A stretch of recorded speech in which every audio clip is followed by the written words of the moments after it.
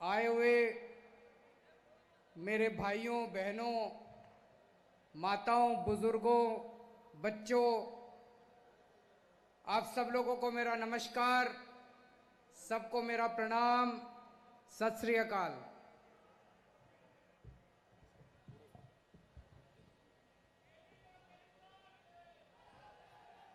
मैं देख रहा हूं दूर दूर तक जहां भी नजर जा रही है इतने लोग आज आए हुए हैं। पूरे पंजाब से लोग आए हुए हैं, इतनी भारी संख्या में लोग आए हुए हैं।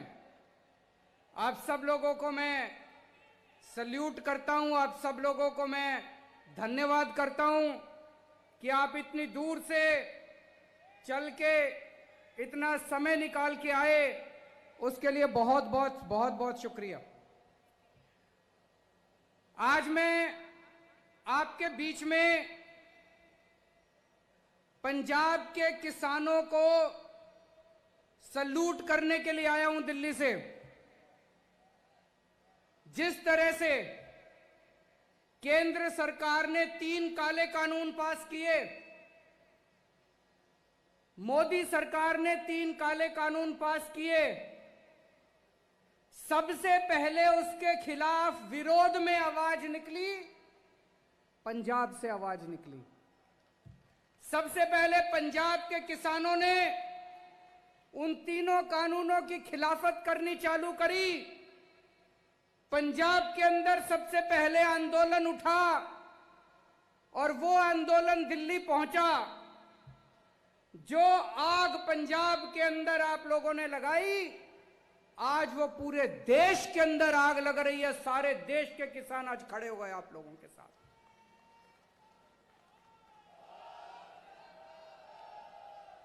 आज मैं पंजाब के किसानों को इसीलिए सल्यूट करने आया हूं।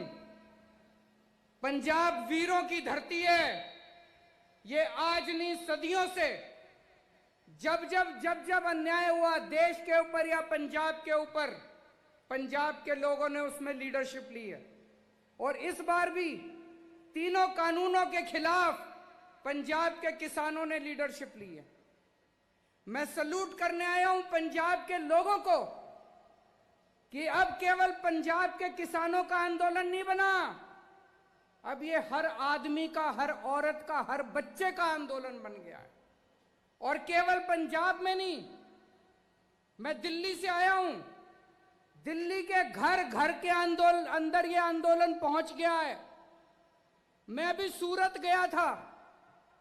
सूरत में आम आदमी पार्टी बीजेपी से 27 सीट जीत गई है।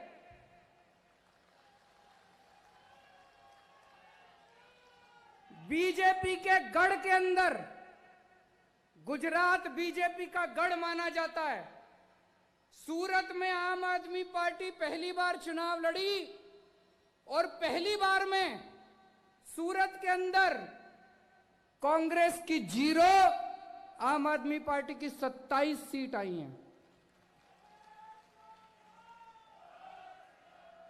तो मैं अभी सूरत गया था। सूरत के लोगों ने मेरे को कहा कि सर, अगर आप पंजाब जाओ तो पंजाब के लोगों ने को बोल देना पूरे गुजरात के किसान उनके साथ हैं। दिल्ली आपके साथ है, गुजरात आपके साथ है। थोड़े दिन पहले मेरी ममता बनर्जी से बात हुई। उन्होंने मेरे को कहा कि वेस्ट बंगाल के सारे किसान आपके साथ हैं। तो ये लोग जो बोलते हैं कि ये आंदोलन तो केवल 1-2 राज्यों का आंदोलन है, ये 1-2 राज्यों का आंदोलन नहीं है, ये पूरे देश के किसानों का आंदोलन है। और ये केवल देश के किसानों का आंदोलन नहीं है, ये हर भारतवासी का आंदोलन है, ये हर देशभक्त का आंदोलन है, इस देश के रहने वाले बच्चे बच्चे का आंदोलन है। इसके लिए मैं आज पंजाब के लोगों का धन्यवाद करने आया हूं कि आप लोगों ने इसको शुरू किया। शुरू से मैं इस आंदोलन में मैंने केवल समर्थन नहीं किया, इस आंदोलन का हिस्सा बनके मैंने इस आंदोलन के अंदर भाग लिया। और आज उसको मेरे को हर जाना, ये हमें परेशान कर रही है मोदी सरकार। खूब परेशान कर रही है। अब ये हमारी सारी पावर छीनने का कानून लेके आए हैं संसद के अंदर। जब पंजाब से किसान दिल्ली की तरफ चले नवंबर के महीने में, तो हरियाणा के अंदर हर शहर में इनको रोका गया, इनके ऊपर पानी की बौछारें छोड़ी गई, बैरिकेड लगाए गए, आंसू गैस के गोले छोड़े गए, हर जगह इनको रोकने की कोशिश की गई। लेकिन पंजाब के किसान कहां मानने वाले हैं? वो चलते गए चलते गए चलते गए, सारे अड़चन पार करते हुए, इनके बैरिकेड तोड़ते हुए, पानी की बौछारें पार करते हुए पंजाब के किसान दिल्ली के बॉर्डर पे पहुंच गए। जब किसान दिल्ली के बॉर्डर पे पहुंच गए तो दोस्तों मोदी सरकार ने एक बहुत बड़ा षड्यंत्र रचा। उन्होंने बहुत बड़ी प्लानिंग करी। मोदी सरकार ने प्लानिंग करी कि इन किसानों को दिल्ली आने देते हैं। जब ये दिल्ली आ जाएंगे तो 9 स्टेडियम, 9 बड़े बड़े ग्राउंड इन्होंने प्लानिंग करी। मोदी सरकार ने उनको जेल बना देते हैं और उन जेलों के अंदर पंजाब के सारे किसानों को डाल देंगे। वहां ये कई महीनों तक पड़े रहेंगे, इनका आंदोलन खत्म हो जाएगा। दोस्तों अपनी किस्मत अच्छी थी। उन स्टेडियम को जेल बनाने की पावर मोदी सरकार को नहीं थी, वो हमारी सरकार को थी। ये किस्मत थी, ऊपर वाले की कृपा है, वाहेगुरु जी की कृपा है कि स्टेडियम को जेल बनाने की पावर मोदी सरकार की नहीं थी। तो मोदी सरकार ने मेरे पास फाइल भेजी कि ये 9 स्टेडियम जेल बनाने हैं। मैंने पूछा क्यों बनाने हैं? बोले ये जो किसान आ रहे हैं इनको जेल में डालना है। तो दोस्तों हमने कहा हम नहीं जेल नहीं बनने देंगे। इन्होंने खूब फोन करे मेरे को, इन्होंने खूब दबाव डाला, खूब प्रेशर डाला, लेकिन हम नहीं झुके। अभी जर्नैल सिंह ने पढ़ के बताया, मैंने फाइल पे लिख दिया किसानों का आंदोलन अहिंसक है, इनकी मांगे जायज हैं, मोदी सरकार तुरंत इनकी मांगे मान ले और हम इनको जेल नहीं बनने देंगे। दिल्ली पुलिस की अर्जी हम लोगों ने खारिज कर दी, हम लोगों ने कैंसिल कर दी।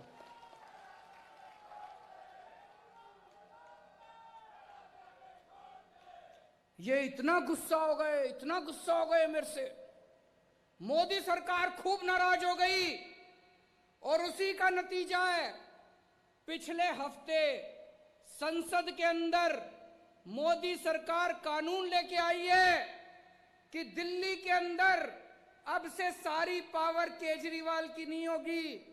दिल्ली के अंदर अब से सारी पावर मुख्यमंत्री की नहीं होगी, सारी पावर गवर्नर की होगी, एलजी की होगी।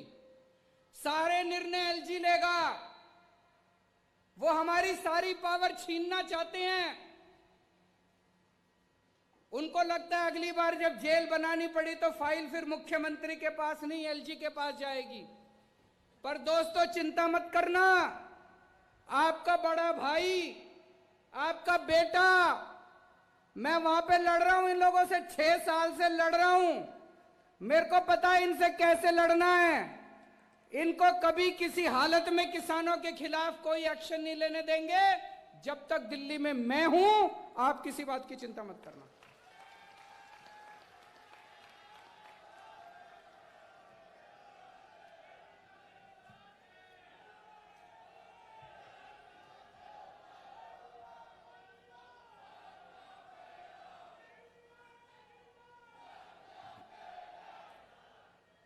जब बॉर्डर पे किसान आके रुक गए, उनकी सेवा करने के लिए हमारे सारे एमएलए, जितने एमएलए बैठे हैं, पंजाब के सारे एमएलए, हमारे एमपी भगवंत मान साहब, हमारे दिल्ली के सारे एमएलए, दिल्ली के सारे एमपी, सबने वहां जाके सेवादार की तरह सेवा की। मैंने सबको बोल दिया, वहां जाओगे पार्टी का झंडा नहीं लेके जाना, पार्टी की टोपी नहीं पहन के जाना, पार्टी का नाम भी नहीं लेना, केजरीवाल का नाम भी नहीं लेना। सेवादार बनके वाहेगुरु जी का नाम लेके किसानों के बीच में जाके सेवा करना। इन्होंने सबने जाके रोज सेवा करी और भी बहुत लोगों ने सेवा करी, केवल हमने नहीं। वहां पे और बहुत सारी जत्थेबंदियां हैं, सब लोग ने लंगर लगा रखा है। हमने दिल्ली सरकार की तरफ से वहां सारा पानी का इंतजाम करा, टॉयलेट का इंतजाम करा, हमने वहां पे लंगर का इंतजाम करा। फिर कई बच्चे आए एक दिन मेरे पास, बोले हमें अपने पिंड में बात करने में दिक्कत होती है, सिग्नल कमजोर है। हमने वहां पे फ्री वाईफाई का इंतजाम करा दिल्ली सरकार की तरफ से। जो जो हम कर सकते थे हमने किया। तो एक दिन आपने अखबार में पढ़ा होगा, मैंने सोचा मैं भी सिंगू बॉर्डर पे जाके किसानों से मिलके आता हूं। जब मैं अपने घर से निकला तो दिल्ली पुलिस ने मेरे को रोक लिया। दिल्ली पुलिस मेरे अंडर में नहीं आती, दिल्ली के मुख्यमंत्री के अंडर में नहीं आती। मेरे को मेरे घर के अंदर नजरबंद कर दिया, मेरे को 24 घंटे घर से नहीं निकलने दिया ताकि मैं सिंगू बॉर्डर पे जाके किसानों से ना मिल सकूं। लेकिन दोस्तों, मुझे कोई परवाह नहीं है, ये जो मर्जी अत्याचार करें, आप लोगों का लड़ाई, आप लोगों की लड़ाई जायज है, आपकी मांगे जायज हैं, आप सच्चाई के रास्ते पे चल रहे हो, अंत पंत में जीत अपनी होगी।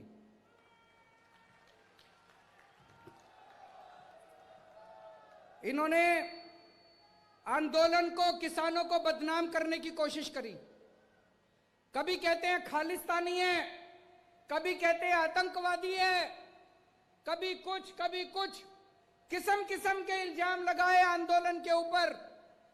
लेकिन देश की जनता देख रही है, इनका एक भी नहीं चली।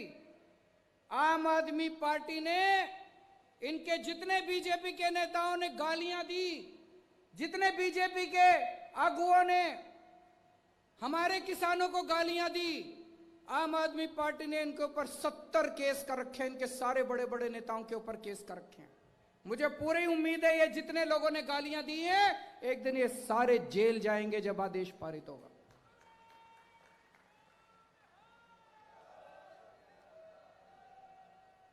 दोस्तों, 70 साल से इस देश के अंदर किसानों के साथ अन्याय हो रहा है, किसानों के साथ ज्यादती हो रही है।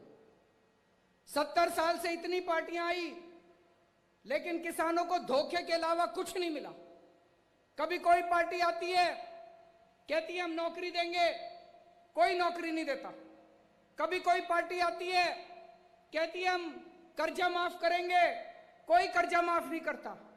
लेकिन दोस्तों, ये तीनों कानून जो हैं, ये तीनों कानून ऐसे हैं कि अगर ये लागू हो गए तो किसानों का कुछ नहीं बचेगा, ना उनकी जमीन बचेगी, ना उनकी खेती बचेगी। ये खेती उठा के बड़े बड़े पूंजीपतियों को, इनके जो दोस्त है, 3-4 दोस्त है, उनको उठाने की पूरी तरह इन्होंने तैयारी कर रखी है। आज से 4 साल पहले जब पंजाब में चुनाव हुआ था, तो कैप्टन साहब ने भी बड़े बड़े वादे किए थे कि नहीं किए थे? कैप्टन साहब ने कहा था स्मार्टफोन दूंगा, जिसको स्मार्टफोन मिल गया जरा हाथ खड़ा करके दिखा दो, अपना फोन दिखा दो। कैप्टन साहब ने जिसको स्मार्टफोन दिया है, किसी को नहीं मिला। कैप्टन साहब ने कहा था किसानों का लोन माफ करूंगा, कर्जा माफ करूंगा। किस किस का कर्जा माफ हो गया, जरा हाथ खड़ा करके बता दो। कैप्टन साहब ने कहा था बुढ़ापा पेंशन 2500 रुपए महीना करूंगा। जितने बुजुर्ग बैठे हैं, जिसके 2500 रुपए हो गए, जरा हाथ खड़े करके बता दो। कैप्टन साहब ने कहा था हर घर में नौकरी दूंगा। किस किस को नौकरी मिल गई, जरा हाथ खड़े करके बता दो। आज ये मैं कार्ड लेके आया हूं, ये कैप्टन साहब ने ये कार्ड बांटे थे, नहीं बांटे थे? इस पे लिखा है बेरोजगारी भत्ता कार्ड, बेरोजगारी भत्ता कार्ड। इस पे लिखा है कैप्टन ने सौं चुकी, हर घर एक नौकरी पक्की। कैप्टन ने सौं चुकी, हर घर एक नौकरी पक्की। किस किस को नौकरी मिल गई दोस्तों? ये कार्ड, कैप्टन साहब ने ये कार्ड 20 लाख लोगों के घर में बांटे थे। 20 लाख नौजवानों को ये कार्ड दिया था। कैप्टन साहब ने कहा था मेरे को वोट दे दो, मेरी सरकार बन गई तो मैं नौकरी दूंगा। ये कार्ड ले आना, कार्ड दिखा के मैं नौकरी दे दूंगा। आज पंजाब के युवा उनके घर के चक्कर काट रहे हैं, एक आदमी को नौकरी नहीं मिली। मेरी आप लोगों से निवेदन है, ये कार्ड फेंकना मत, ये कार्ड रखे रखना। रोज सवेरे उठ के इस कार्ड को निकाल के देखना। यह आपको याद दिलाएगा कि आज से 4 साल पहले एक आदमी आपको धोखा देके वोट देके चला गया। ये कार्ड आपको याद दिलाएगा कि किस तरह से कैप्टन साहब ने आपको झूठ बोल के वोट लिया। ये कार्ड फेंकना मत। अगले 1 साल तक रोज सवेरे उठ के ये कार्ड देखना। मैं आपसे पूछना चाहता हूं कि अगर कोई आपको धोखा देता है तो आप क्या करते हो? उससे बदला लेते हैं। कैप्टन साहब ने आपको धोखा दिया, 1 साल के बाद उनसे बदला लेना है नहीं लेना है? लेना है नहीं लेना? हाथ खड़ा करके बताओ जरा। जिसने धोखा दिया, पूरे पंजाब को धोखा दिया। ना किसी को नौकरी दी, ना किसी को रोजगार दिया, ना किसी का लोन माफ किया, ना किसी की बुढ़ापा पेंशन लगाई। अभी 2 दिन पहले एक टीवी चैनल, क्या नाम है आप? एबीपी गंगा, एबीपी चैनल वालों ने 2 दिन पहले एक सर्वे किया था। देखा था? सर्वे आया था। क्या था सर्वे में? 2 दिन पहले उन्होंने सर्वे किया था कि आज अगर चुनाव हो तो पंजाब में किसकी सरकार बनेगी। सर्वे में आया है कि पंजाब के लोग कह रहे हैं कि आज अगर चुनाव हो तो पंजाब के अंदर आम आदमी पार्टी की सरकार बनेगी। मैं नहीं कह रहा, सर्वे में आया है। एबीपी चैनल वालों ने सर्वे किया है। सर्वे के अंदर निकल के आया है कि आम आदमी पार्टी नंबर 1 पार्टी है, आम आदमी पार्टी की सरकार बनेगी। तो दोस्तों, ये कार्ड संभाल के रखना। 1 साल के बाद जब आम आदमी पार्टी की सरकार बनेगी, जिन जिन लोगों को कैप्टन ने ये कार्ड दिया था उनको आम आदमी पार्टी नौकरी देगी।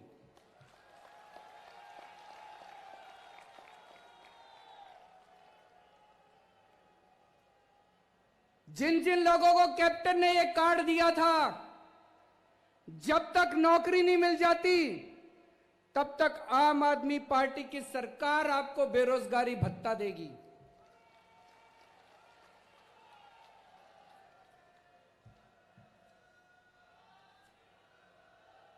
कैप्टन साहब ने जितने वादे करे, एक भी वादा पूरा नहीं किया। दिल्ली के अंदर हम भी चुनाव लड़े थे। दिल्ली के अंदर चुनाव के पहले हमने भी वादे करे थे। भाई साहब, एक एक वादा पूरा किया, एक एक वादा पूरा किया।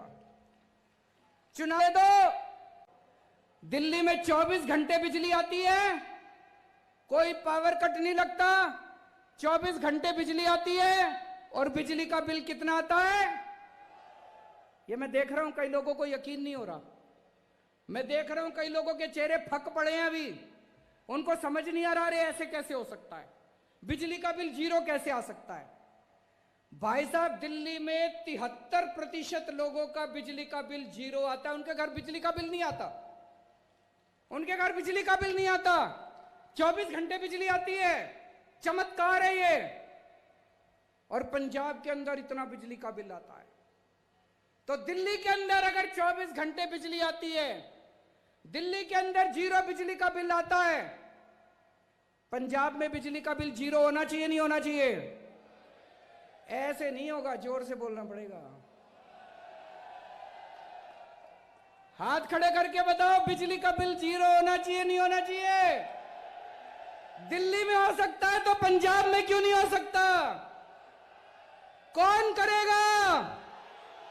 कौन सी पार्टी करेगी?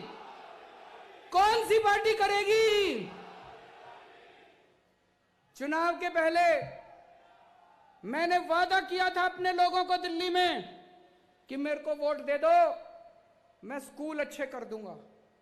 आज दिल्ली के सरकारी स्कूल इतने शानदार हो गए, इतने शानदार हो गए। हमारे गरीबों के बच्चे इतने शानदार स्कूलों में पढ़ते हैं। आज हमारे गरीबों के बच्चे डॉक्टर बन रहे हैं, इंजीनियर बन रहे हैं, एडवोकेट बन रहे हैं। मैं आपसे पूछना चाहता हूं, पंजाब के स्कूल अच्छे होने चाहिए, नहीं होने चाहिए? कौन सी पार्टी करेगी? कौन सी पार्टी करेगी? चुनाव के पहले मैंने दिल्ली के लोगों को कहा था, हमको वोट दे दो, हम अस्पताल अच्छे कर देंगे। आज दिल्ली के अस्पताल इतने शानदार हैं, भाई साहब, अगर 15 लाख रुपए का भी ऑपरेशन हो दिल्ली के अस्पताल में फ्री में होता है, एक पैसा नहीं लगता, सारी दवाइयां मुफ्त, सारे टेस्ट मुफ्त, सारा इलाज मुफ्त, सारे डॉक्टर मुफ्त, और इतने शानदार सरकारी अस्पताल हैं। पंजाब में होना चाहिए, नहीं होना चाहिए? कौन सी पार्टी करेगी? तो दोस्तों, 1 साल है, 1 साल के अंदर अब अपने को मिलके हम सब लोग गांव-गांव के अंदर, हर पिंड के अंदर, हर पिंड में जाएंगे, हर मोहल्ले में जाएंगे, हर गली में जाएंगे और आपके साथ मिलके एक नए पंजाब का सपना तैयार करेंगे। अपने को नया पंजाब बनाना है, अपने को खुशहाल पंजाब बनाना है, अपने को एक ऐसा पंजाब बनाना है जिसमें हर किसान खुश हो, हर मजदूर खुश हो, जिसमें हर व्यापारी खुश हो, हर आड़ती खुश हो, जिसमें हर आदमी, हर औरत, हर बच्चा खुश हो, जिसमें हर एक को अच्छी शिक्षा मिले, जिसमें हर आदमी को अच्छा इलाज मिले, जिसमें पैसे की तंगी की वजह से किसी की स्कूल बंद नहीं होनी चाहिए, किसी को अस्पताल इलाज नहीं बंद होना चाहिए।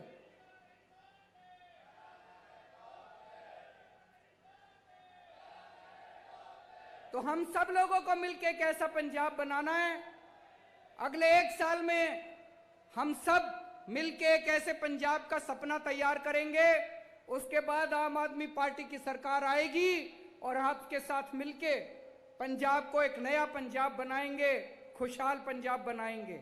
एक बार फिर से मैं पंजाब के किसानों को कहना चाहता हूं, पंजाब के लोगों को कहना चाहता हूं, हम तन मन धन पूरी तरह से, मैं, मेरी पार्टी, मेरी सरकार किसानों के साथ है। और जब तक ये तीनों कानून मोदी सरकार वापस नहीं लेती, हम चैन से नहीं बैठेंगे। बोले